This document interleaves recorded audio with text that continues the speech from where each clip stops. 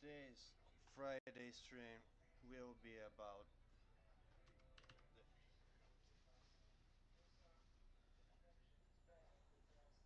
Tu quer uma pamonha ou tu quer o curau? Sorry, my mom just told me to. Não, é uma barraca que tem um sistema automático. Ela, tipo, tem as varetas como se fosse a barraca normal, sabe? Só que ela já vem montada.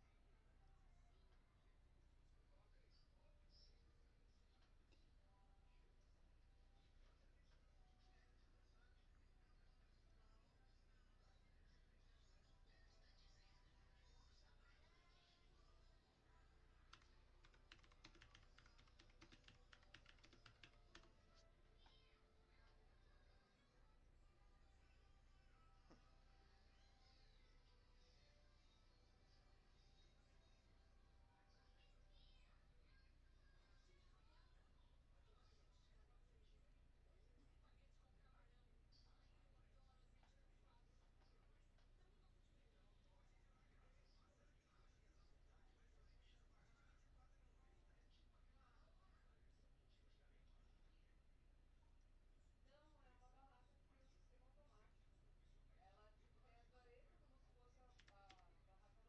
É porque, tipo assim, eles agora automatizaram as barracas. Porque, tipo, dá muito trabalho ficar montando. Aí agora só tira da sacola e pronto, chacoalha assim no fermento e ela já abre.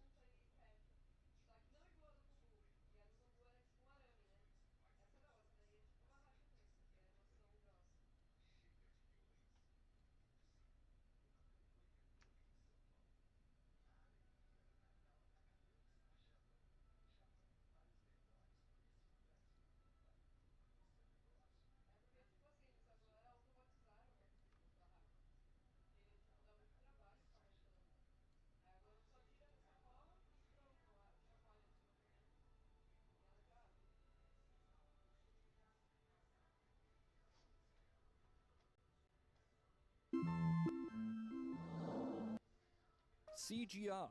It's a term I'm willing to bet you've heard before, because it's everywhere. This word. Nada não, os caras tá enfiando faca. Outra In coisa, July of this year, a essas viagens. woman spent $35,000 on a 10-day Disney vacation and O preço que tava nos posted about it online, but refused to show her face on camera. And I'm just asking, like, Disney adults how much they paid for their Disney vacation. About $35,000. 35,000. Wow. She is what people refer to as a Disney adult who devotes their entire life to the Walt Disney Company. But our $35,000 woman isn't alone. Hundreds of men and women across the country are pledging their life to Disney, defending them, and going into debt for the corporation. We've had Disney passes for 8 years. You can't afford anything. I love Disney. I love Disney. Which is fine. It's part. I mean, it's part of my childhood. Like I always Congratulations, turn wanted on to the go. Disney Channel. This is the story of how two CEOs pulled off one of the greatest corporate psychological operations in history. How they created an army of addicts who now defend their own exploitation while funding Disney's failures. And how every corporation in America watched, took notes, and started copying what they did. By the end of this video, you'll realize Disney adults aren't just weird fans. They're a warning about a future we're all heading. The problem is that adults today cling jealously to their childhood interests. They don't pass them down. They don't introduce a new generation to them. They hold on to them and say, no, this is still mine. This is mine. When Michael Eisner first became Disney's CEO in September 1984, the company was dying. Earnings had fallen to $94 million annually, down from $135 million just 4 years earlier. A corporate raider named Saul Steinberg had just launched a hostile takeover attempt, and Disney was forced to pay him $325 million just to make him go away. This was what many considered the worst financial period in Disney's history. But Eisner had a strategy. According to Kim Master's book, The Keys to the Kingdom, he wrote in an email, "Age decompression is key, and those who think Disney is only for kids are dead wrong." The plan was simple. They would decompress Disney's child-focused demographic to include adults. In other words, they would make Disney for grown-ups. If Disney could pull this off, the potential return on investment could be massive. So they got to work. He expanded Touchstone Films, Disney's adult movie division, and opened Pleasure Island at Disney World, a nighttime entertainment complex featuring adult nightclubs with live music and nightly New Year's Eve celebrations. And for the first time in Disney park history, he added alcohol everywhere. Epcot Center opened in 1982 with alcohol available throughout World Showcase.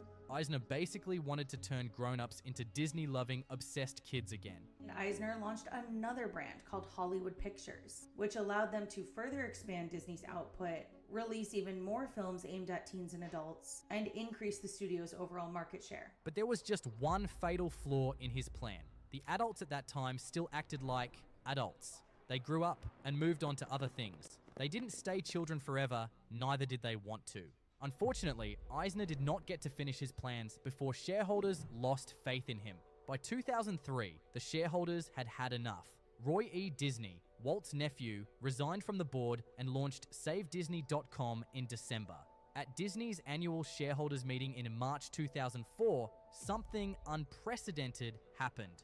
43% of shareholders who voted withheld their support for Eisner's re-election. The board immediately stripped him of his chairman title. Hi, I'm Roy Disney. Lately, though, I've become concerned with the direction in which the Disney company is moving. If you're a Disney shareholder, in my view, the best way to help save Disney is to vote no on the re-election of Michael Eisner, George Mitchell, Judith Estrin, and John Bryson. I believe a new day is dawning for the Walt Disney Company, and with your help, we can bring back the magic. Less than a year later, in March 2005, Eisner announced his resignation, effective September of that year, 1 year before his contract would have expired.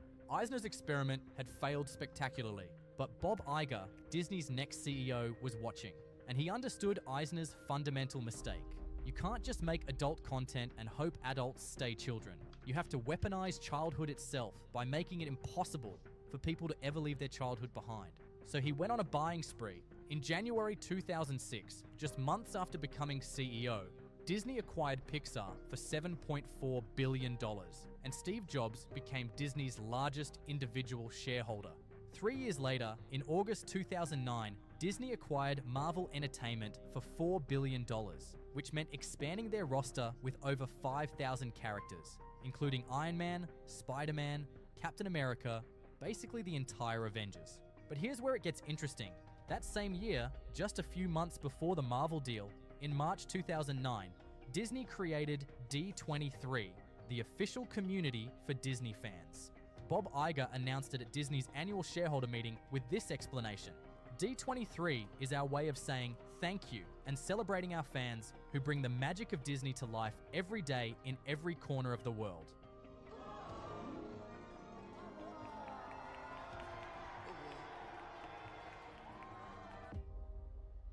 What he didn't say out loud, though, was that D23 was his ultimate weapon. Disney saw fan communities growing online and realized they needed to control the message, control the conversation, create an official hierarchy.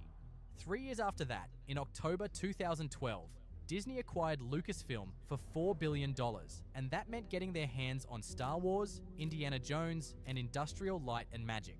The strategy was brilliant and simple. They didn't need to create new things if they managed to lock adults into their childhood forever.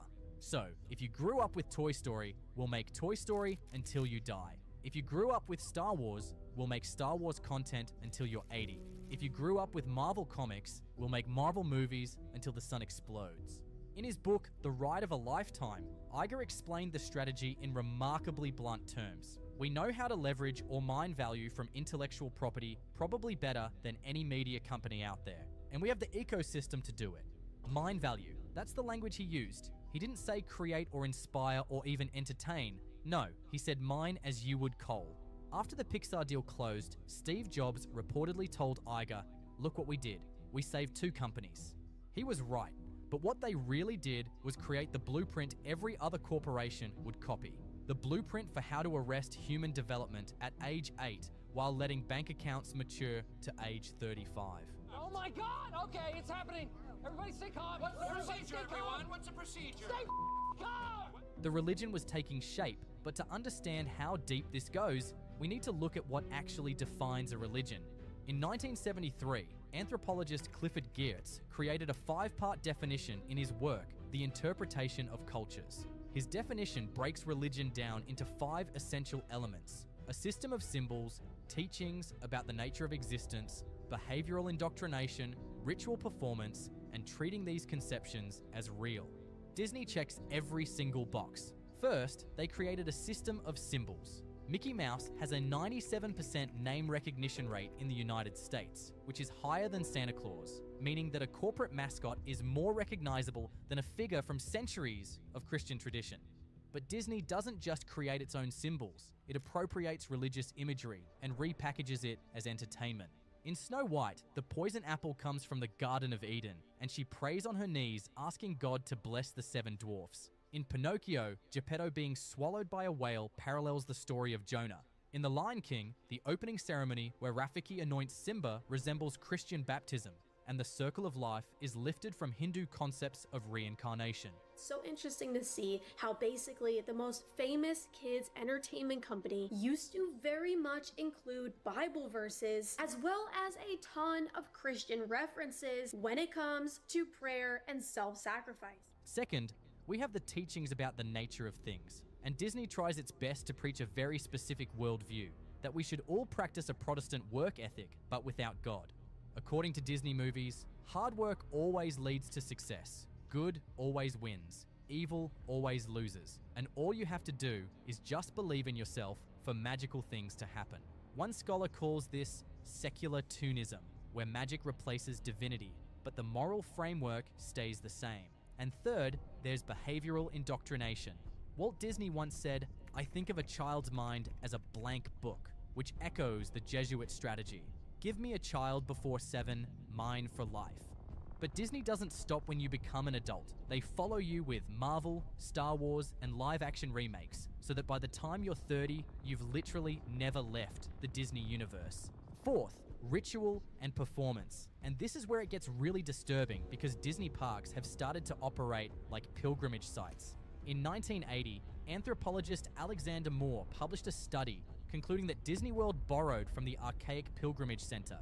The multi-stage journey to the Magic Kingdom mirrors a traditional pilgrimage, and 70 to 90% of Americans have visited a Disney park according to the Smithsonian, which is one of the few things that 70% of Americans agree on. These parks have become almost sacred spaces. The major way that cast members get around is through the utilidors. There is just this maze of tunnels that go everywhere. Not for entertainment, I can tell you that. But all cast members basically enter the utilidors at the same place, and then from there, they walk to wherever they're going. You're not allowed to walk in the park outside of your land. That is going out of theming, and it is not allowed.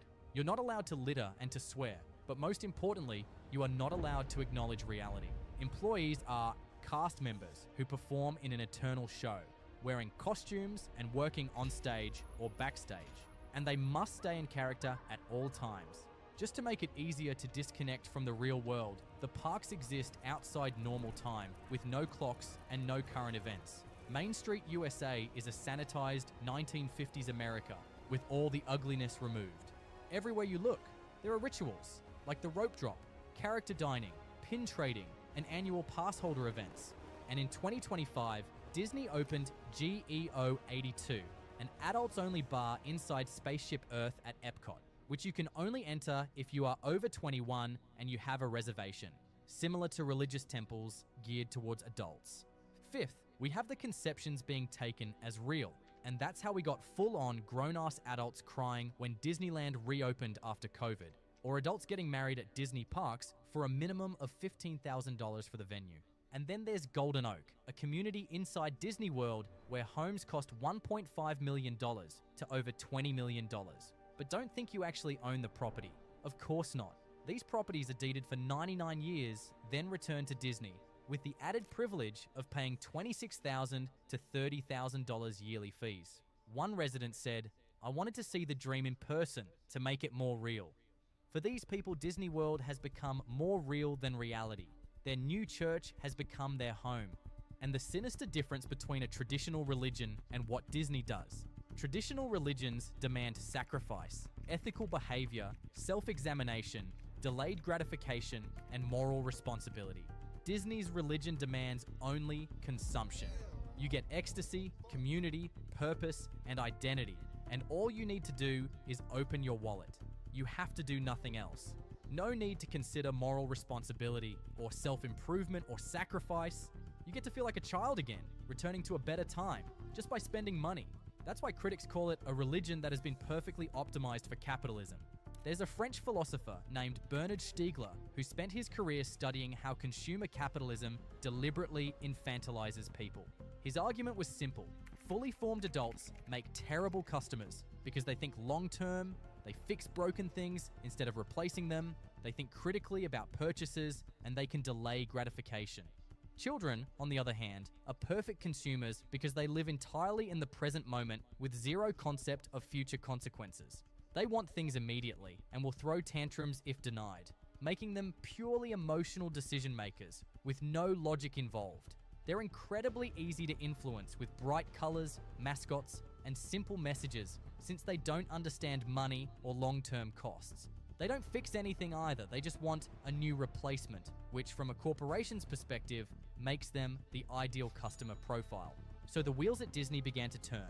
What if they could create adults who think like children but have adult bank accounts and credit limits? They'd be the perfect consumer because they'd have an adult's disposable income with the impulse control of a child. And the metrics prove this strategy worked. According to a 2024 analysis, only 36.7% of Disney World visitors come from households with children under 18, which means approximately 63% are from households without children. A former Disney Parks executive stated that on a given day, 40% to 50% of parkgoers at Disney World could be child-free adults. And even more revealing is that 42% of people who waited in line to meet characters at Disney parks were childless adults. Disney saw this shift happening and pivoted hard to accommodate it. In 2012, Be Our Guest restaurant became the first restaurant in Magic Kingdom's 41-year history to serve alcohol. By 2018, all sit-down restaurants in Magic Kingdom were serving alcohol. Today, more than 110 Disney World venues serve alcohol, including every sit-down restaurant in all 4 theme parks.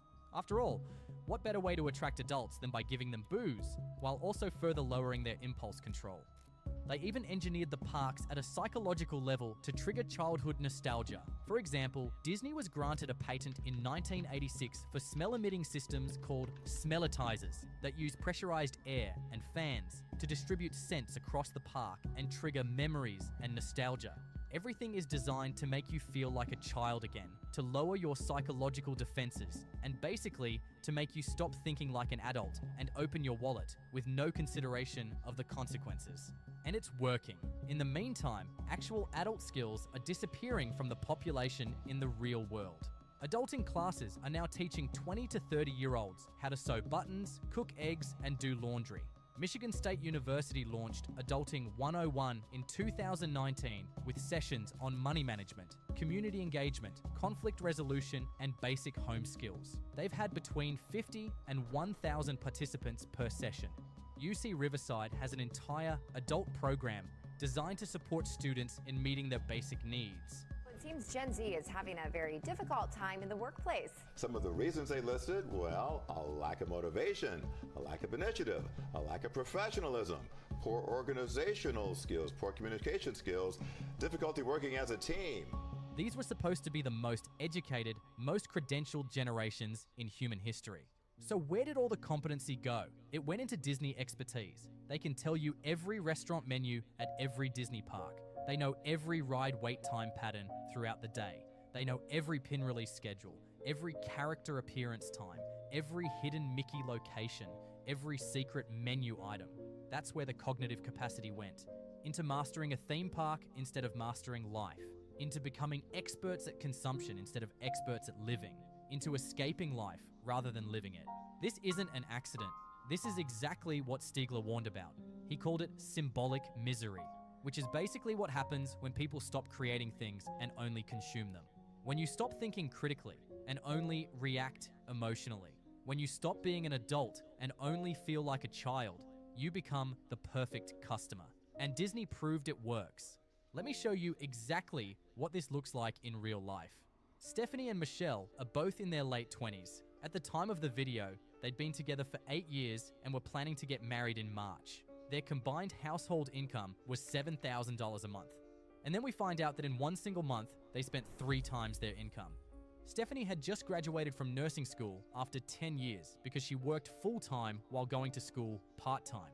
She had $15,000 in federal student loans at 4% interest with a $163 minimum monthly payment. But she didn't pay it, and the loans went into collections. Her excuse was, my email was getting very full, so I didn't see the payment notices. Why do you past due? You make money. You guys bring in $7,000 a month net. What is happening? So my student loans had been deferred for so long because I was in school continuously. Yeah, and then they give you 1,000 warnings that it's about to start via phone calls and emails and mail. Yeah, my email was getting very full. So I did eventually see it because I logged into the account and saw that it was past due, which is why I realized that I do need to start paying back on that. Yes. But during this same period, when her email was too full to see federal loan notices, she bought $2,000 worth of Disney annual passes for both of them. Her justification, it was my treat to myself for finishing nursing school. The passes were $2,000. Okay. And when I was in nursing school, we said... You're talking about Disney right now? What are we doing? Well, I told myself it would be my treat for finishing nursing school. You don't get treats if you're not paying your fucking bills. When they were confronted with their poor decisions, she said, I didn't have my childhood, so I need this now. Here's the deeper disaster. Stephanie spent 10 years in school part-time, deliberately extending her education for an entire decade so she lost her 20s, which is the most important decade for compound investment growth. Now, she's finally making good money at $36 an hour plus an 18% night differential, bringing home $4,400 a month.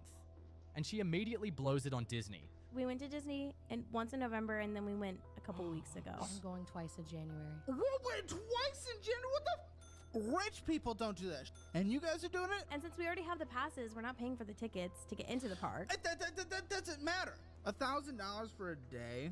Guys, you make $7 a month net, and you blew through a seventh of it in a day? She genuinely doesn't understand that spending over $1,000 on hotels, food, and travel, each visit negates any concept of free. This is child logic trapped in an adult body with a nursing degree and a $50,000 salary. And this is the 4th time they've done this. They accumulate massive debt, get a lump sum to pay it off, then immediately build it right back up.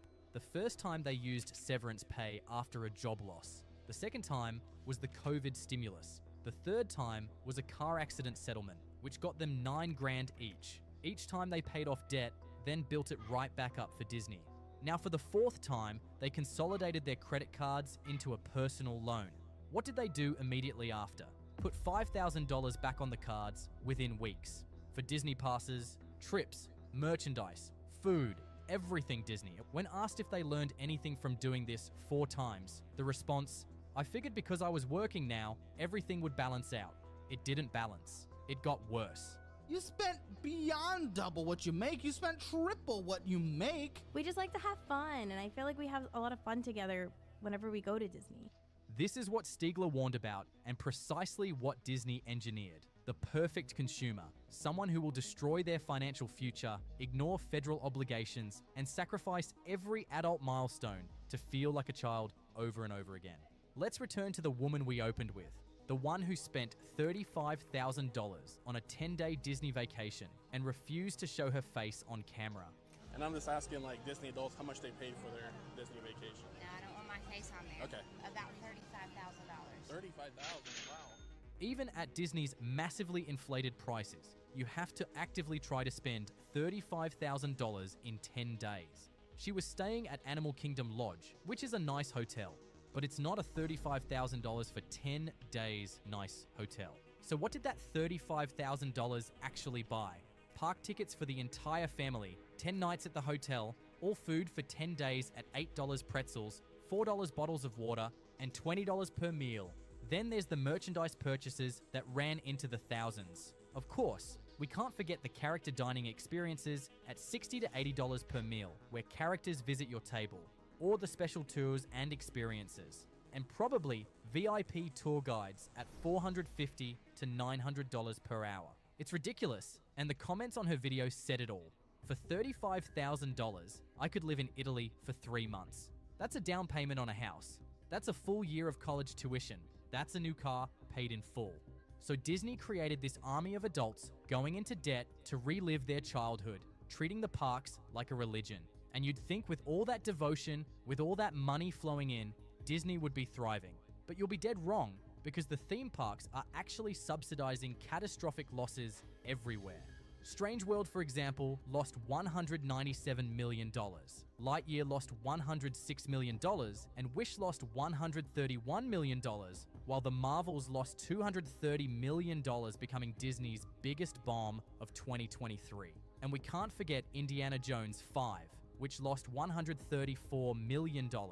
Well, for Disney, it's been a year of flop after fail, after bomb, after dud, after I'm running out of vocabulary to describe all of the box office woes the Walt Disney Company has suffered in 2023, now seemingly turning in their 7th flop of the year. And, well, you know what they say.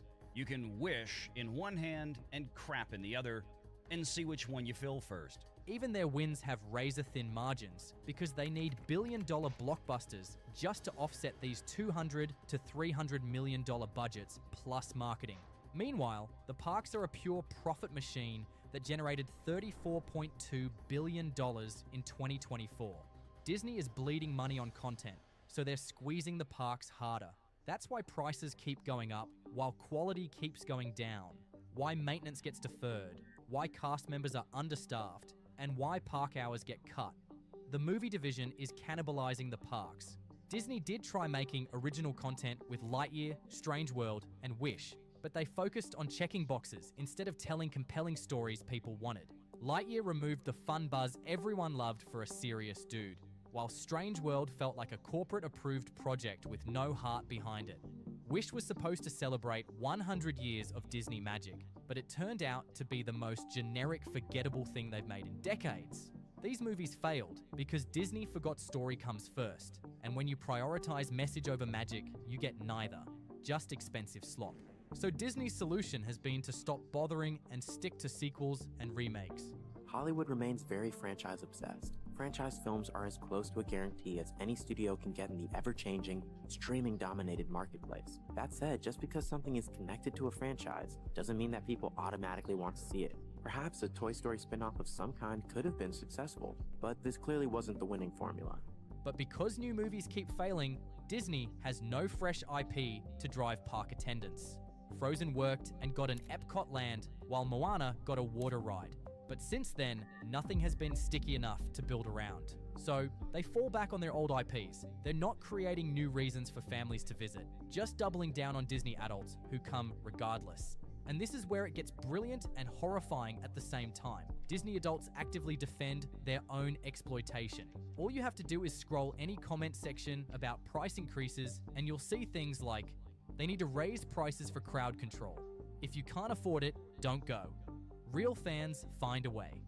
They've convinced themselves that being priced out makes them special and makes their devotion more meaningful. Meanwhile, they're drowning in debt with wages getting garnished and marriages falling apart, but they'll still attack anyone who criticizes Disney. So the cycle feeds itself. Movies lose money, parks get squeezed harder, the experience degrades, prices rise, families get priced out, only addicts remain, and those addicts defend everything, which means Disney has zero incentive to improve. The system reinforces itself, but there's a fatal flaw Disney hasn't accounted for. The traditional Disney model worked for 70 years because it was generational. Parents took their kids, those kids grew up loving Disney, then those kids took their own kids. Multi-generational loyalty made Disney an American institution. Disney broke this cycle by focusing on extracting maximum revenue from Disney adults while pricing out families with actual children. Disneyland tickets range from $104 to $224, meaning that a single day for a family can set you back $900 just for tickets, and a 4-day trip will average $4,000 with the extras. Get my lawyer. Young parents today can't afford this, which means their kids aren't going, aren't forming magical memories, aren't bonding with the brand. In 20 to 30 years, those kids won't feel compelled to take their own children because they never went themselves. The nostalgia conveyor belt is breaking. Currently, only 36.7% of Disney visitors have kids, meaning 63% are adults without children. The parks are filled with 30 to 45-year-olds reliving their childhood. But whose childhood is being created right now? Nobody's. Current Disney adults were born in the 1980s and 90s, grew up on Renaissance Disney with memorable movies like The Little Mermaid, The Lion King, and Beauty and the Beast. It was a time when the Disney Channel played constantly. VHS tapes got watched hundreds of times, and their parents could actually afford to take them to parks when tickets were $35 to $40. They were marinated in Disney from birth. Kids today grow up on YouTube, TikTok, Roblox, and Fortnite, while Disney Plus is just another streaming service among dozens, not the defining cultural force it once was. And they're not going to parks because their parents can't afford it. The math is devastating because today's Disney adults are between 30 and 45. In 20 to 30 years, they'll be between 50 and 75 with their peak spending behind them. Who replaces them? The kids who never went? The YouTube generation that thinks Disney is creatively dead? There's no next generation waiting because Disney chose to squeeze every dollar from millennials instead of building the next generation of fans. Disney's 30-year nostalgia machine is sputtering, but they've already proven the concept works. It's just their implementation that sucks. So every other corporation in America watched, took notes, and started building their own, more improved versions. The playbook is simple. You don't have to create anything new. All you have to do is just endlessly recycle the past. Bring back brands from people's childhoods and make them adult. But make them just different enough that you can't just buy the old version. You have to reimagine or reboot or remake so people buy it all over again. Take Transformers. You loved them as a kid in the 1980s. But Hasbro doesn't just re-release those 1980s toys because you could buy those used for cheap. Instead, they create new movie series, new designs, new adult collector lines, where toys now cost $200 to $800 instead of $15. They're marketed as premium collectibles for serious fans. They're the same characters with the same nostalgia triggers, but now it's sophisticated. You're not buying toys, you're investing in collectibles. You're not playing, you're simply displaying your passion. And that's how you get people willing to pay up to $40,000 for Optimus Prime from 1984. I declare bankruptcy! And you'll buy every version because each one triggers that childhood feeling, and you'll defend these purchases viciously if your decisions are questioned, because questioning the purchase means questioning your childhood, which means questioning you. And we know it's working because the kidult economy has exploded. For example, Lego launched their Adults Welcome campaign in 2020 as an explicit admission that they're targeting adults too, and not just children. This is Bryce, a lover of all things retro, analog and mechanical.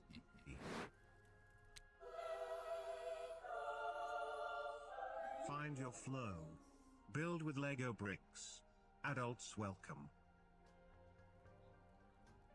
Within a few years, their revenue hit $10 billion.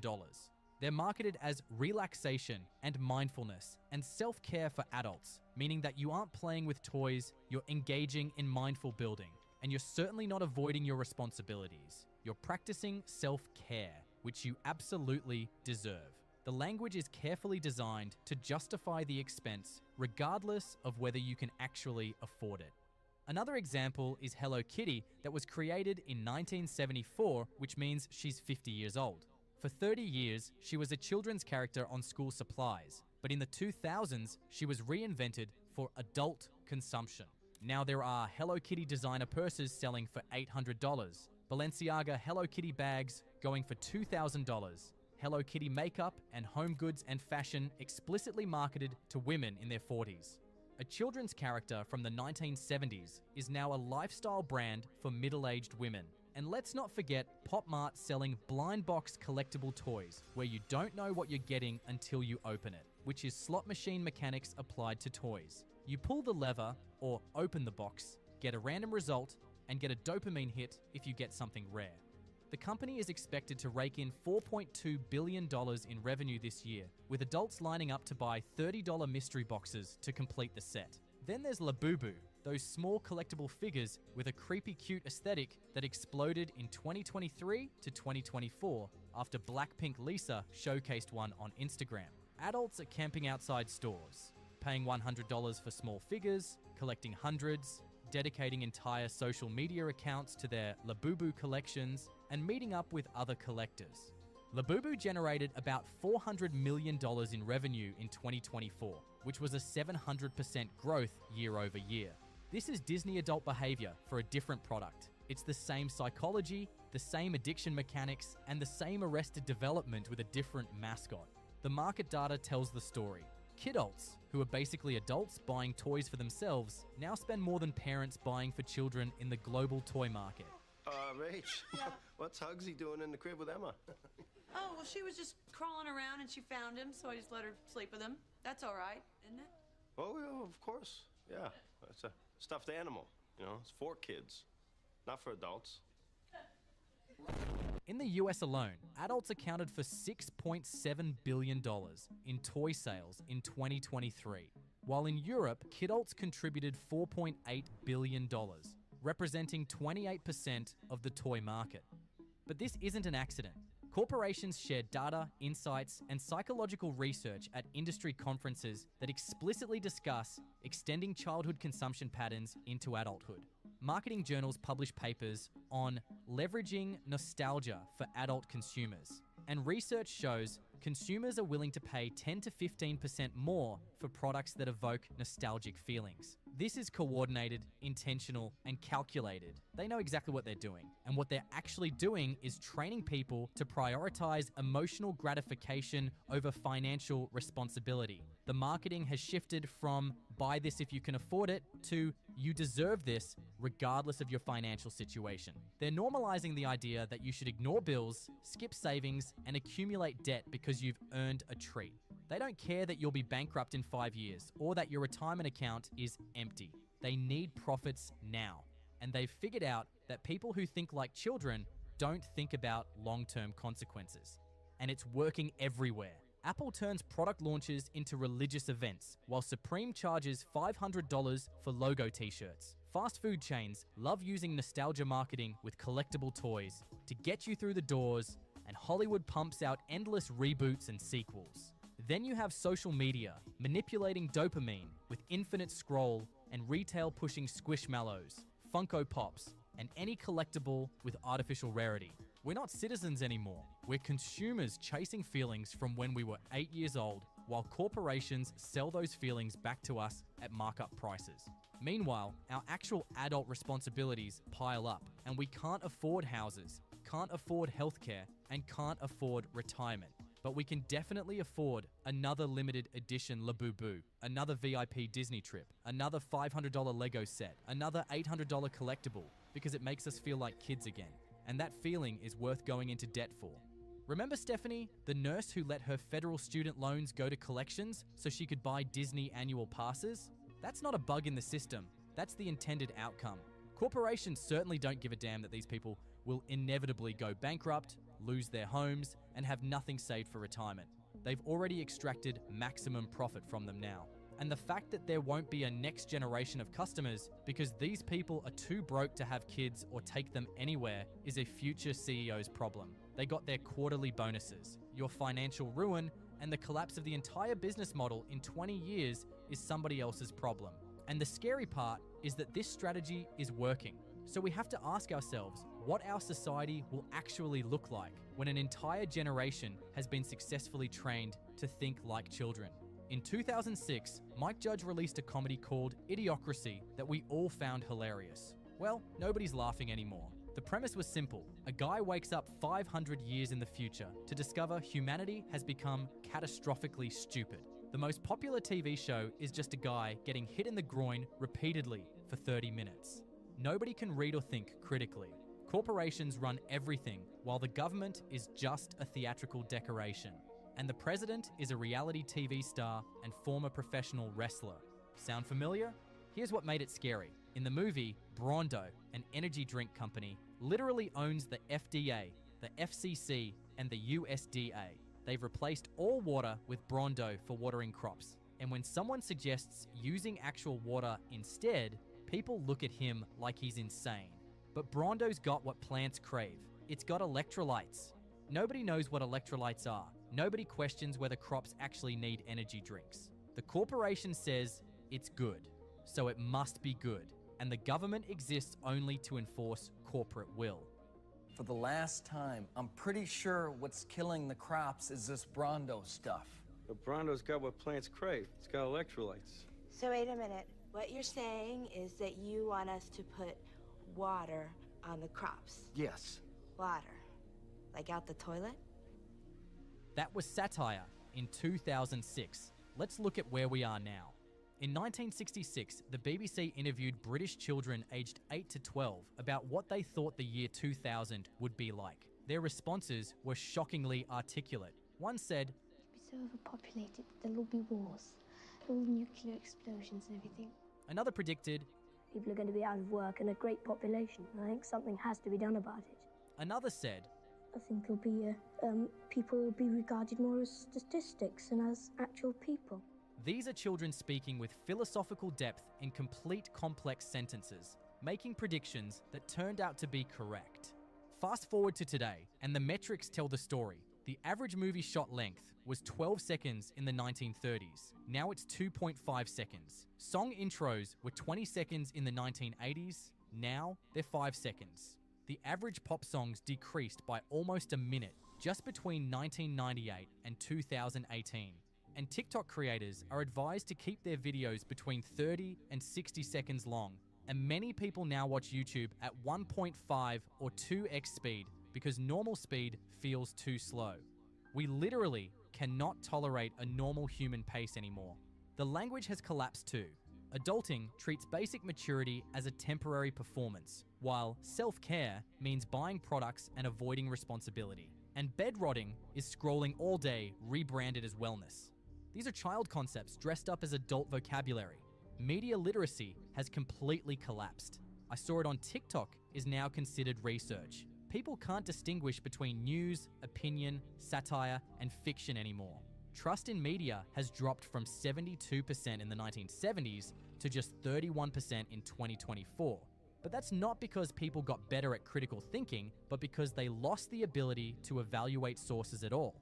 And this is where it connects back to everything we've been talking about. In Idiocracy, corporations don't need to hide their control anymore. President Camacho is sponsored by Brondo.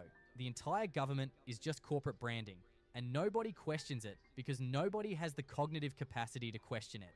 That's the pattern in every corporate dystopia. When your population becomes too dumbed down, too distracted, too infantilized to govern itself, corporations step in to fill the power vacuum and promise to take care of everything. People accept it because thinking for yourself is exhausting, and they've been trained from childhood to trust the brands. Disney adults have already shown us how this works. They've pledged allegiance to their corporate overlord, they defend Disney against all criticism, they attack anyone who questions Disney, and Disney has become part of their identity. They don't see themselves as customers, they see themselves as subjects in the Magic Kingdom. This is the relationship every corporation wants with everyone. Think about the messaging. Don't worry about your problems, just trust Amazon. Don't worry about healthcare, just trust Apple's health tracking. Don't worry about privacy, just trust Google. Don't worry about safety, just trust Tesla's self-driving.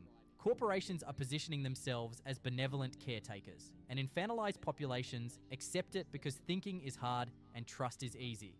But what about resistance? About fighting back? Well, the thing is that resisting corporate control requires critical thinking, delayed gratification, community organization, long-term planning, and sacrifice for future generations. Every single quality required to resist is a quality that's been systematically drained by the same corporations that want control. Idiocracy wasn't a comedy. It was a warning we ignored while becoming the thing we laughed at. President Camacho seemed impossible in 2006, but now he's inevitable. Disney adults aren't weird fans. They're the warning sign of exactly where we're all heading, and that's a civilization-wide regression engineered by corporations for profit, defended by victims who've been trained to love their chains as long as those chains have Mickey Mouse on them.